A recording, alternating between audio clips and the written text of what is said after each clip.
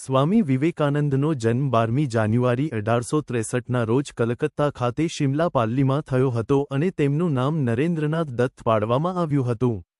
તેમના પિતા વિશ્વનાથ દત્ત કલકત્તા હાઈકોર્ટમાં એટર્ની હતા. તેમની ગણના એક ઉદાર વ્યક્તિ તરીકે થતી હતી અને સામાજિક તથા ધાર્મિક બાબતોમાં તેમની છાપ એક પ્રગતિશીલ વ્યક્તિની હતી. તેમની માતા ભુવનેશ્વરી દેવી પવિત્ર સ્ત્રી હતા તથા સંયમ પાળતા હતા અને પોતાને એક પુત્ર આપવા માટે તેઓ વારાણસીના વીરેશ્વર શિવની આરાધના કરતા હતા. જાણવા મળ્યા મુજબ તેણીને એક સ્વપ્ન આવ્યું હતું જેમાં તેમને એવું દેખાયું હતું કે શિવ ભગવાને ધ્યાનમાંથી ઉઠીને કહ્યું કે તેઓ તેના પેટે પુત્ર તરીકે જન્મ લેશે. તેમના માતાપિતાએ સ્વામીની વિચારસરણી પર અસર પાડી.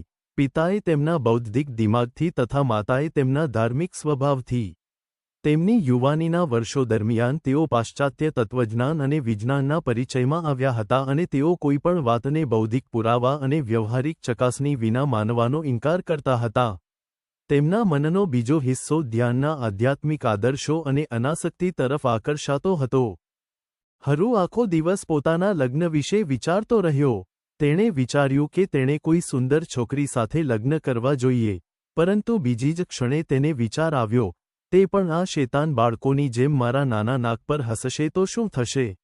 ના બાબા ના, હું કોઈ સુંદર છોકરી સાથે લગ્ન નહીં કરું.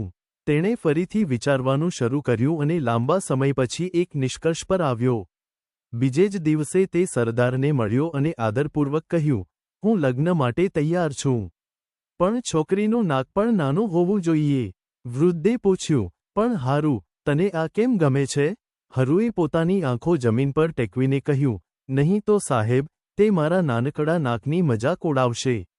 વૃદ્ધ માણસે હસીને કહ્યું, સારું, હારું, મને ખુશી છે કે તમે લગ્ન કરવા માટે સંમત થયા છો. હું તમને તમારી પસંદગીની છોકરી શોધવાનો પ્રયત્ન કરીશ. દૂરના ગામમાં નાના નાકવાળી એક યોગ્ય છોકરી મળી અને તેની સાથે લગ્ન કરીને હારુ ખૂબ જ ખુશ હતો. પરંતુ તેની ખુશી અલ્પજીવી રહી કારણ કે હવે ગામના બાળકો તેમને તોફાની પતિ પત્ની કહીને ચીડવવા લાગ્યા.